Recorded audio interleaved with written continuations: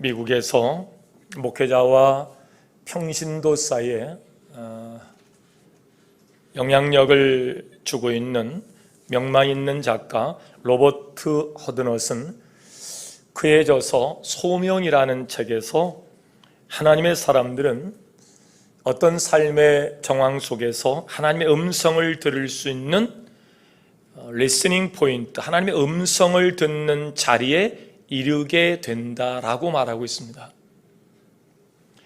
하나님의 음성을 들은 성경의 사람들은 어떤 새로운 환경에 직면하게 될 때에 또 어떤 사건과 사고 가운데 들어가게 될 때에 자연스럽게 하나님의 음성에 귀를 기울이는 이 지혜를 찾고 터득해 갑니다. 사람의 힘으로 할 수 있는 일들과 사람의 힘으로 할 수 없는 일들을 알기 때문이죠. 그래서 이 문제 해결을 하나님이 하실 수 있다는 생각 속에서 하나님을 찾는, 하나님의 음성을 듣는 자리를 자꾸 찾게 된다 그 말입니다. 그 음성 가운데서 그들은 하나님의 부르심을 경험하게 되는데 누구나 다 하나님의 음성을 듣기를 다 소원하시죠. 저뿐만 아니고 오늘 이 자리에 참여한 모든 분들이 다 하나님의 음성을 듣기를 원하시죠. 어떤 분이 나에게도 하나님 말씀해 주세요. 그래서 성경책을 꽤 오랜 시간 동안 수건으로 싸서 그것을 베고 잠을 자기도 했다는 얘기를 들었어요. 삶이 고달프고 또 그 고난에 그 역경에 짐을 지고 가면서 왜 하나님 음성 듣기를 원하지 않는 사람이 어디 있겠어요? 사람마다 다 그렇게 하나님 음성 듣기를 원하는데 하나님께서 말씀하시는 일들은 정말 큰 신비예요. 역사를 돌아보면 정말 하나님의 음성을 들은 사람들의 그 경험들을 들어보면은요, 그 경험 속에서 역사하셨던 그 하나님이 나도 하나님이 나를 만나실 것 같은 소망을 갖게 되죠. 이 신구하게 여러 하나님을 만났던 사람들의 얘기를 들으면서 우리가 기대하는 바 나에게도 만나 주옵소서, 이 기대를 여러분이 다 가지고 계실 거라 말이에요.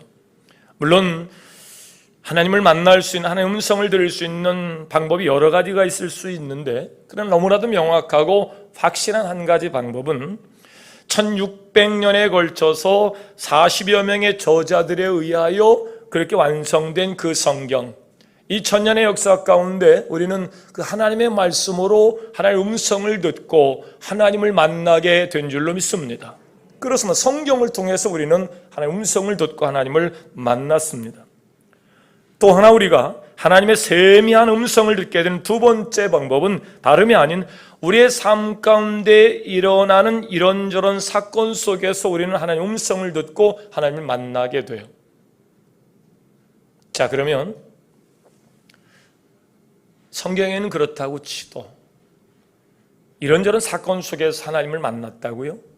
그러면 나는 어떻게 해야 하나님을 만날 수 있는가요? 아마 그런 질문을 여러분이 갖게 될 겁니다. 여러분, 어떤 특별한 방법이 아니고 그냥 그렇게 죄로 시작된 인생이 살아가는 삶의 여정 가운데 그냥 여러분이 살아오셨듯이 그렇게 살아가다 보면 어느 순간 하나님이 여러분을 찾아오시는 것을 믿으시길 바랍니다. 그 삶의 현장 가운데서요, 하나님이 찾아오세요. 그리고 하나님이 세미하게 여러분에게 음성을 주십니다. 근데 그 부르심의 자리는요, 그 하나님의 음성을 듣는 그 자리는 여러분의 삶을 전혀 새롭게, 여러분의 삶을 바꿔가는 터닝 포인트의 자리가 됩니다. 그래서 하나님을 반드시 만나야 되며 그 하나님을 통해서 우리는 새로운 삶을 시작해야 될 줄로 믿습니다. 그 리스닝 포인트의 자리는 삽시간에 느닷없이 갑자기 오는 것이 아니에요. 이렇게 스텝 바이 스텝입니다. 쌓이고 쌓이고 쌓여서 어느 순간 주님이 찾아오세요. 그러니까 점진적으로 하나님이 가까이 오세요. 또 그 리스닝 포인트, 하나님을 그 음성을 듣는 그 자리는 누구에게나 열려있는 자리이고 단회적이고 일회적이지 않아요. 한 번 찾아오시고 그 다음부터 하나님이 그냥 전혀 그냥 말씀도 안 하시고, 하나님 그렇게 하지 않으세요. 신약에 기록한 말씀 가운데 대표적으로 하나님의 음성을 듣고 부름을 받은 사람 한 사람을 이야기하라 그러면 우리는 바울을 이야기합니다. 그가 다메섹 도상으로 가는 중에 하나님의 음성을 들어요. 그 하나님을 만나는 자리에서 그가 들은 그 음성을 통해서 바울의 삶이 또 완전히 바뀝니다. 성경의 많은 인물들이 고난과 역경 속에서 하나님의 부르심을 받았다는 공통점을 갖게 되는데, 그러니까 오늘 우리의 삶은 아담 이후에 죄 가운데 살아가는 모든 인생은 죄의 무거운 짐을 질 수밖에 없어요. 결국 죄의 삭은 사망일 수밖에 없습니다. 그 무거운 짐을 지고 견디다 못해 쓰러질 수밖에 없는 것이 우리의 인생이에요. 그러니까 우리 인생 어느 시점에서 견디다 못해 쓰러져가는 여러분의 손을 잡아 일으키시려고 주님이 찾아오심을 믿으시길 바랍니다. 그 하나님이 지금 여러분을 찾아가고 있고 또 여러분의 손을 내밀고 있다는 사실이에요. 그렇게 하나님의 부름을 받은 이후에는요, 놀랍게도 그 부정적인 상황 속에서 고난과 고통과 또 환난과 아픔 속에서 살던 그가 하나님을 만나는 그 자리, 그 이후에 그 음성을 듣고 그 부르심을 받은 그 이후에는 놀랍게도 치유와 회복과 풍성함과 생명을 만나게 되는 줄 믿으시길 바랍니다. 이게 놀라운 거예요. 하나님을 만난 모든 사람들이 그 부정적인 자리에서 긍정적인 자리로 삶의 환경이 바뀌어지고요. 절망과 어둠 속에서 방황하던 사람들이 소망을 가지고 희망을 말하며 그리고 생기 있는 삶을 살게 된 겁니다. 그래서 예수는 이 땅에 그 생명을 가지고 오신 거예요. 오늘 여러분이 하나님의 부르심 가운데 있으시다면 여러분 결코 그 하나님을 만나는 그 자리를 값으로 따지지 않기를 바랍니다. 오늘 얼마나 많은 사람들이 하나님을 만나는 그 자리를 이해득실로 따집니다. 여러분, 세상에 최고의 가치가 있다면 그 가치를 훨씬 뛰어넘는 것이 하나님을 만나는 가치이고 하나님의 음성을 듣는 가치임을 믿으시길 바랍니다. 그래서 아브라함은 그 하나님을 만나 하나님께로 받은 그 음성 때문에 이 세상에서 가장 가치로 여기는 아들 이삭의 생명을 아끼지 아니하고 하나님 앞에 드렸던 겁니다. 하나님을 만나는 자리는 생명 그 이상의 가치가 있음을 믿으시길 바랍니다. 전혀 새로운 역사가 일어납니다. 성경에서 많은 사람들이 그 리스닝 포인트를 놓치는 이유는요, 아이러니컬하게도 내가 이 문제를 해결하기 위해서 하나님을 만나야 돼, 하나님을 만나지 못하면 이 문제를 풀 수 없어 라고 하는 그 문제가 하나님을 만날 수 없게 하는, 하나님의 음성을 들을 수 없는 우상인 것을 여러분 아십니까? 나는 이 문제 때문에 하나님을 만나야 돼, 하나님을 만나지 않으면 나는 안 돼, 반드시 이 문제 해결을 위해서 만나야 돼 라고 하는 그 문제가 하나님보다 더 사랑하는 우상이라는 사실에 많은 사람이 깜짝 놀랍니다. 그래서 그 우상 때문에 하나님을 못 만나고 하나님의 음성을 못 듣는 거예요. 왜냐하면 그것들은 우리가 하나님을 만나는 데 있어서 하나님과 관계와 교제에 장애물이 되는 경우가 많습니다.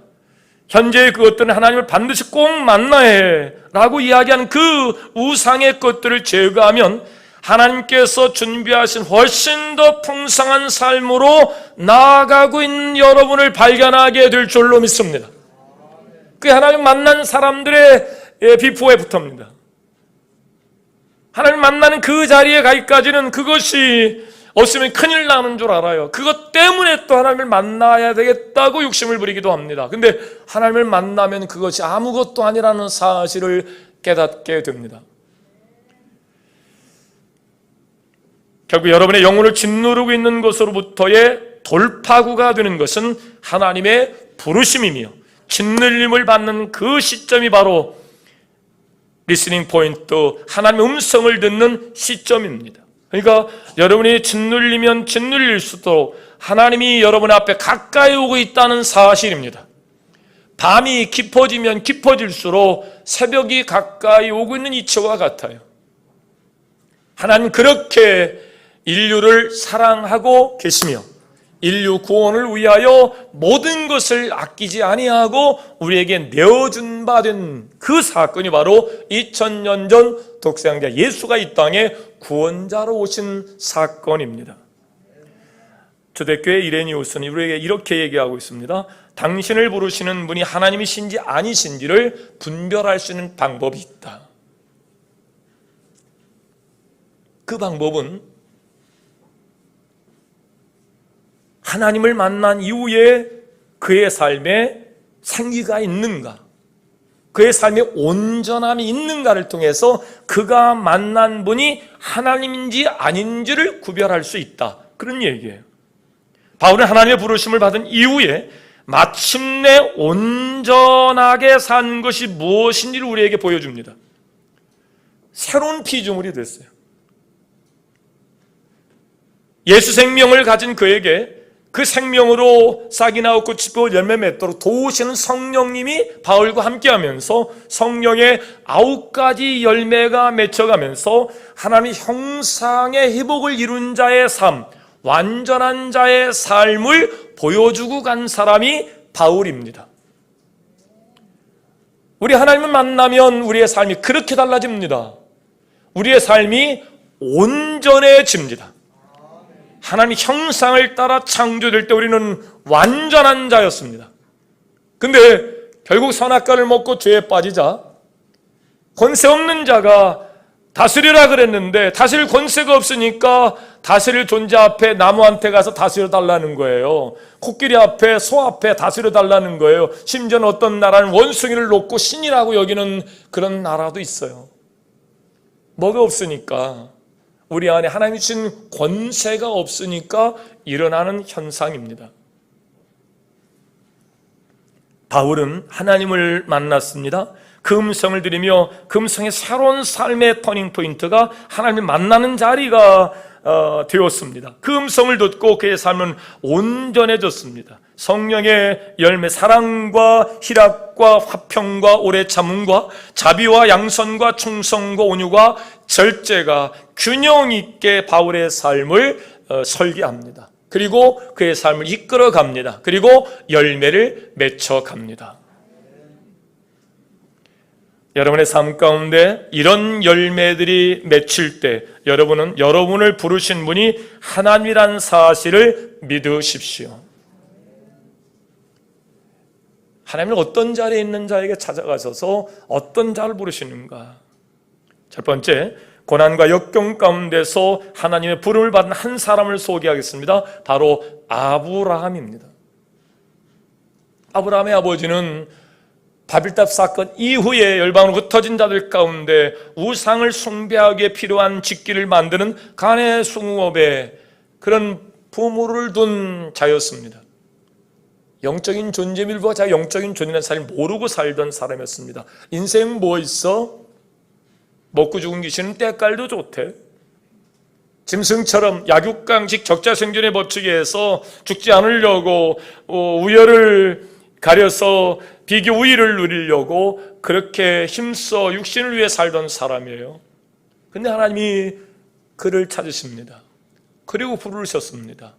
그리고 보내신 그곳은 이제 아버지도 그의 곁을 떠나고 모든 것을 자기가 결정해야만 하는 아주 외롭고 고독한 자리에 있을 때 하나님이 아브라함을 찾아오십니다. 아브라함이 75세에 하나님의 부르심을 받아 응답하게 되는데 오늘로 치자면 30대 초중반쯤 되는 나이에 칼 융이라는 심리학자에 의하면 그를 찾아온 모든 사람들 가운데 이 30 초중반의 나이가 되면 신학적인 문제, 말하자면 하나님의 부르심을 듣는 문제에 사람들이 관심을 갖게 된다는 거예요. 생명의 존엄과 또 생명에 대한 이해를 달리합니다. 물론 내가 배 아파서 그렇게 10달 고생해서 낳았지만 아무리 생각해도 내가 낳은 것 같지 않아요. 남자들이 경험할 수 없는 그런 체험을 여자들은 해요. 물론 남자 없이 자녀가 태어날 수는 없지요. 근데 그 자녀를 보면 너무 신기한 거예요. 이야, 진짜 이게 조화속이다. 신앙이 없으니까 그렇지. 우리는 영적이다. 이건 하나님이 하신 일이다. 그러니까 생명의 존엄성, 여기에 하나님과의 우리와의 관계, 인생은 어디로부터 와서 어디로 가는가? 여기 신학적인 어떤 문제를 궁금해하기 시작합니다. 물론 그렇다고 어린 나이에 또 청년들은 하나님 부르심을 받을 수 없다, 그런 얘기가 아닙니다. 사무엘과 에레미야 아주 어렸을 적에 하나님 부름을 받았으니까. 그러나 우리는 대체로 나이가 들어감에 따라서 하나님의 부르심에 관한 하나님의 음성을 듣는 일에 더 예민해지는 것이 사실이에요. 종교성이 더 커져가기 시작합니다. 그렇다면 하나님께 아브라함에게 그 외롭고 고독한 자리에서 뭐라고 말씀하셨는가? 아브라함에게 이야기합니다. 내가 내게 지시한 땅으로 가라는 거예요. 하나님을 만나는 자리는 회복의 역사가 일어나는 자리요, 새로운 인생이 시작되는 그 자리에 하나님의 음성은 따릅시다. 명령이다. 요구를 넘어서 명령입니다. 내가 그 자리에 갈까지 하나님은 계속해서 홀드시켜놓고 기다리십니다. 그리고 기다리다가 찾아와서 손을 내밀면서 그 음성을 주시면서 나를 회복하는 그 자리에서 주시는 음성은 청유, 권유, 요구가 아닙니다. 명령입니다. 근데 그 명령에 순종한 자들은 한결같이 하나님 형상을 회복하고 전혀 상상할 수 없었던 축복의 자리, 회복의 자리, 풍성함의 자리로 나아가게 된 것을 믿으시길 바랍니다. 그가 부르실 때, 응답할 때 아브라함이 약속의 땅을 찾아간 것처럼 너무나 놀라운 일들이 그의 삶 가운데 일어납니다. 그렇습니다. 부르심의 경우에 하나님께서는 그 사람을 선택하세요. 내가 너를 지명하여 부른다는 거예요. 두 번째, 하나님은 실패 가운데 아주 극도로 어려운 환경에서 극단적인 결심을 할 수밖에 없는 자리에 하나님이 찾아오시는데 바로 탕자의 이야기입니다. 오늘 아버지의 분깃을 요청합니다. 그럴 수 없는 일입니다. 동네 창피한 일이고 아버지는 이 아들 때문에 동네를 떠나야만 하는 일이기도 합니다. 자네 아들 때문에 이 동네가 말이지, 이게 이렇게 되면 안 되는 건데 말이지. 친구들한테, 이웃사람한테 손가락질 받을 수밖에 없는 이런 일을 아버지가 당합니다. 아버지 분깃을 다 요청해서 가지고 가서 멀리 타고 가서 화랑방탕하다가 모든 것을 다 허비하게 됩니다. 자, 여기에서 여러분 모든 것을 다 허비하던 여기에 방점을 두세요. 예수께서 그가 다 없이 한 후에, 다 모든 것을 다 허비한 후에 그가 할 수 있는 일은 아무것도 할 수 없어서 돼지 농장에서 돼지를 치우며 돼지가 먹는 열매로 겨우 생명을 유지합니다. 그때 하나님께서 이 탕자에게 하나님의 음성을 주십니다. 돌아가라. 돌아가라. 그가 그때 그 위험천만한 자리에 하나님의 음성을 듣지 못했다면 그가 선택할 수 있는 초이스는 여러분이 잘 알다시피 그런 극단적인 일이죠. 돌아갈 수 있는 자리가 아닙니다. 어떻게 면목 없이 아버지 자리를 또 아버지의 품에 또 갑니까? 동네에서 맞아 죽을 수도 있습니다. 형이 감독자로 눈을 뜨고 쳐다봅니다. 도저히 그럴 수 없습니다. 근데 하나님 그에게 찾아오십니다. 그리고 그를 회복시키기 위해서 말씀합니다. 돌아가라.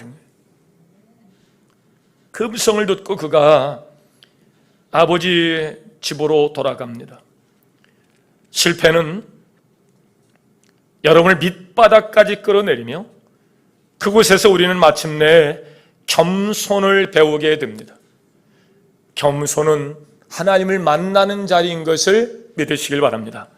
겸손해질 때 우리는 하나님의 음성을 듣기 시작합니다. 당장 아주 궁핍하게 되었다는 거예요.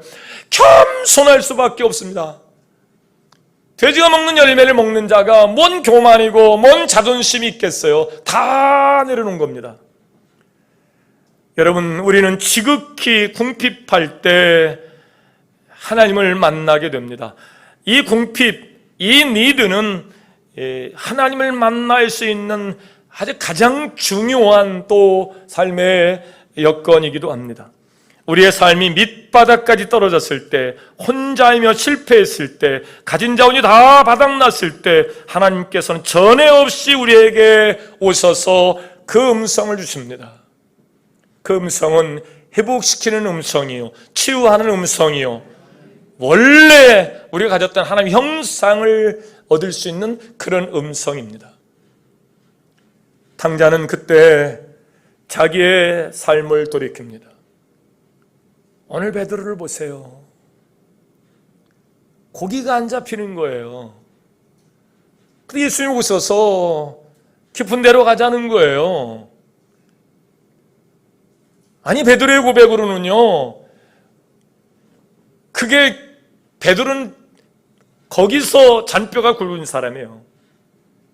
그런데 예수님 오셔서 가자는 거예요. 그래서 가서 그물을 내렸어요. 어마어마한 고기를 수확합니다. 그때 베드로는 자기의 죄를 고백합니다. 주여, 죄인으로서이다. 나를 떠나소서. 나는 당신이 찾을 만한 그런 사람이 아닙니다. 나는 속물입니다. 나는 죄인입니다. 하나님, 그런 자리에서, 겸손의 자리에서 하나님은 손을 내밀고 그를 불러서 위대한 사역자로 그를 바꿔놓으세요. 그래서 우리는 세 번째로 주님이 찾아오실 때 우리의 반응은 순종이어야 될 줄로 믿습니다. 오늘 본문 1절로 가보세요. 3절까지. 무리가 몰려와서 하나님 말씀을 들을 때 예수는 게네사렛 호숫가에서 호숫가에 배두척이 있는 것을 보시니 어부들은 배에서 나와서 그물을 씻는지라. 예수께서 한 배에 오르시니 그 배는 시몬의 배라. 육지에서 조금 떼기를 청하시고 앉으사 배에서 무리를 가르치시더니 베드로를 주님이 찾아오십니다. 주님께서 베드로를 찾아오셔서 부르셔서 복음의 전도자로 삼으시니 베드로는 정말 예전에 그가 그요? 도저히 그가 그라고 여길 수 없을 만큼의 신분의 삶의 변화가 합니다. 그냥 바닷가에서 죄송해요, 그냥 표현이 그럴 뱃놈이었습니다. 근데 하나님 그를 세우시더니 생명을 전하는 자로, 사람을 살리는 자로, 나라와 민족을 바꾸는 자로 그를 사용하신 줄로 믿습니다. 어디의 자리에서요? 겸손의 자리에서, 죄인이라는 고백 속에서 하나님은 베드로를 부르세요. 요한복음 15장 16절입니다. 너희가 나를 택한 것이 아니니라 내가 너희를 택하여 세웠나니. 하나님이 여러분을 지명하여 택하여 세우신 것을 믿으시길 바랍니다. 주님께서 베드로를 그렇게 부르셨듯이 하나님이 자녀가 되게 하고 일꾼이 되게 하여 주셨습니다. 그렇게 하신 이유가 뭡니까? 한마디로 우리를 하나님 형상으로 회복시켜서 아름답게 살고 가치 있게 살고 복 주시기 위함입니다. 회복이요, 치유요, 풍성함이요, 사명입니다. 여러분, 이 사실을 믿으시길 바랍니다. 그래서 베드로는 그 말씀에 순종할 수 있었던 거예요. 그러므로 주님의 부름을 받는 성도는 베드로처럼 순종해야 됩니다. 주님께서 베드로를 찾아오셔서 두 번의 순종을 요구하셨습니다. 하나는 배를 타고 좀 더 육지에서 떨어지자. 왜? 많은 사람에게 이야기를 해야 되니까요. 그때 주님이 그 요구에 베드로가 불순종했다면, 지금 고기도 안 잡히고 뭐 파리만 꼬인다더니 뭔 또 이 양반은 누군데 와가지고 내 배에서 나를 보고 가자 그래, 나 지금 피곤합니다, 그러고 거절했다면 아마 베드로는 아마 그의 광야의 길은, 그 순환의 길은, 아마 그 고난의 길은 계속됐을 겁니다. 예수님을 베어 태워 무리를 향하여 앉게 하시고 말씀을 가르친 후에 이제 베드로에게 말씀하십니다. 베드로는 자기 배에 앉아서 말씀을 가르치는 예수를 보면서 아마 그 마음속에 성경에 표현 못한 어떤 일들을 경험했을 겁니다. 이분이 보통 분이 아니다. 두 번째, 4절 이하에 적극적인 요구를 주님이 하십니다. 말씀을 마치고 시몬에게 이르시되 깊은 데로 가서 그물을 내려 고기를 잡으라. 시몬이 대답하여 이르되 선생님, 우리 밤이 새도록 수고하였으되 잡은 것이 없습니다. 그렇지만 말씀에 의지하여, 무엇에 의지하여? 말씀에 의지하여 내가 그물을 내리리이다. 여러분, 베드로는요, 지금이야 태평양 한가운데에서도 고기를 잡을 수 있는 기구와 또 여러 기술이 있지만 그때는 그런 기술과 도구가 없어요. 그냥 그물 내려서 잡는 거예요. 근데 밤이 새도록 그물을 내렸다 올렸다를 반복했지만 한 마리를 잡을 수 없는 겁니다. 자, 이게 하나님의 섭리예요.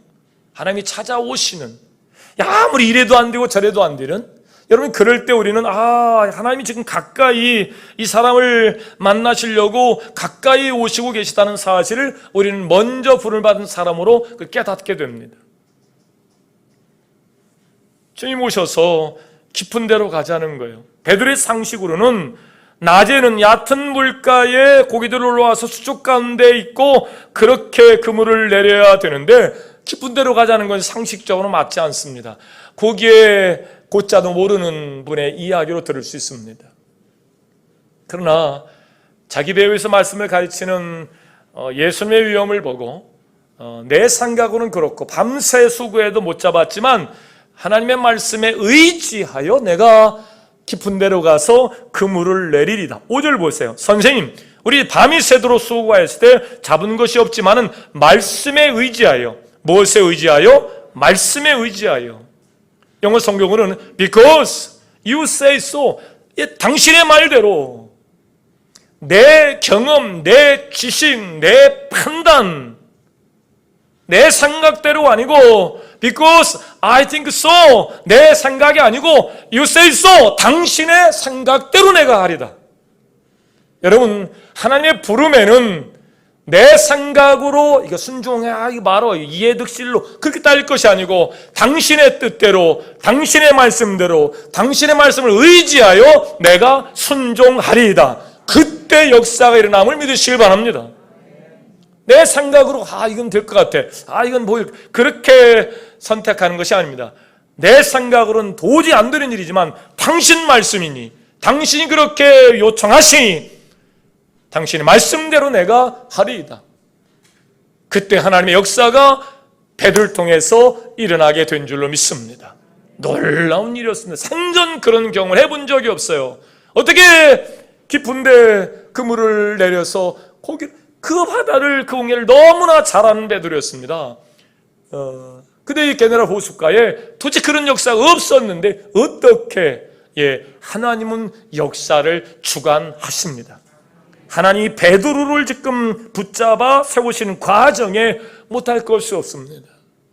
바람을 임의로 부는 것 같지만 하나님의 역사 안에 있으면 풍랑도 멈추고 바다도 꾸짖어 파도가 잠잠해지며 지금 베드로를 부르시는 과정입니다. 아마 주님이 그렇게 작업하셨던 것 같아요. 밤새 고기를 잡을 때 예수님이 아마 그랬을 것 같아요. 야, 비켜. 그물로 돌아가지 말고 비켜라. 고기를 다 주님이 쫓아내신 것 같아요. 그리고 그 깊은 바닷가에 그물을 내릴 때는 주님이 그러신 것 같아요. 모여라. 아마 그래서 이 베드로의 그물에 고기들이 다 모인 것 같아요. 그물이 찢어질 만큼 도저히 안 돼가지고 다른 친구들을 불러다가 두 배가 잠길 정도로 고기가 이 놀라운 사실에 베드로는 다시 눈을 뜨고 주님을 바라보면서 고백합니다. 나는 죄인으로소이다. 내 판단, 내 경험, 내 지식으로 생전 이런 경험 못할 겁니다. 근데 because you say so, 당신만에 의지하여, 말씀에 의지하여 당신 말한 대로 생각대로 했더니 이 놀라운 일을 경험하며 베드로는 자기의 자아를 내려놓고 고백합니다. 나는 죄인으로소이다. 이런 베드로의 순종은 어떤 결과를 낳습니까? 놀라운 일입니다. 결과는 정말 뜻밖이었습니다. 얼마나 고기가 많은지 잡았는지요. 싱싱한 고기들로 가득 채워집니다. 베드로의 순종은 바로 기적을 낳은 겁니다. 이때 베드로의 영적 눈이 띄어지게 된 겁니다. 사랑하는 여러분, 저는 이 시간 베드로를 불러 순종을 통해 기적을 체험하고 넉넉하게 채우셨던 우리 주님의 은혜가 오늘 이 자리에 참여한 여러분에게도 동일한 은혜가 임하기를 주의 이름으로 축원합니다. 홀로 광야에서 외롭고 고독한 가운데 그 가정을 이끌어야만 했던 아브라함에게 나타나셔서 말씀하셨던 그 하나님이 오늘 처절한 삶의 무게 가운데 그 당자처럼 모든 것을 다 허비하고 돌아갈 수 있는 곳이 없게 극단적으로 결정해야만 하는 그 시점에 찾아오셔서 아버지 품으로 돌아가라. 상거가 먼데 기다리고 있던 아버지는 이 아들과는 생각이 전혀 달랐어요. 나를 버리고 간 그 아들, 아버지 품에 떠난 그 아들 그냥 기다립니다. 거리가 멀어서 누구도 구별 못하는데 기다리는 아버지는 구별을 하고 쫓아갑니다. 그리고 벗은 발로 그 아이를 덥석 안고 입을 맞추고 가락지를 빼주고 송아지를 잡아 동네 사람들을 불러 잔치합니다. 이게 하나님이 우리를 부르심의 이유요 목적인 것을 믿으시길 바랍니다. 회복입니다. 치유입니다. 풍성함입니다. 오늘 그 주님이 우리를 부르십니다. 이 시간 저는 우리 모두가 나를 부르신 주님의 은혜와 축복이 나의 순종을 통해 일어나게 해달라고 이번 사순절 기간 동안 주님이 걸어가셨던 그 길을 걸어가십시오. 10년 동안 내 방식대로 했으면 그 방식이 아니라고 그러면 생각을 바꿔야 됩니다. 그 고집부터 그 불순종부터 과감히 꺾어버리시고 주님의 음성에 아멘으로 화답하십시오. 그리고 순종하십시오. 놀라운 일을 경험하게 될 겁니다. 그때서 여러분이 죄인으로서이다. 그 고백으로 머리신 그리스도의 몸의 사명을 감당할 수 있게 되는 것입니다. 오늘 사순절의 절기는 우리를 위해서 주신 절기입니다. 절기는 아니지만 절기처럼 여기며 주님이 걸으셨던 그 순환의 길을 함께 걸으며 더 낮아지고 더 겸손의 자리, 모든 것을 허비할 수 있는 그 자리를 찾아오셔서 우리를 일으키시는 주님을 만날 수 있는 아주 좋은 자리입니다. 그 자리에서 여러분의 삶이 치유와 회복을 통해서 빛나는 축복의 역사로 전환될 수 있기를 주의 이름으로 축원합니다.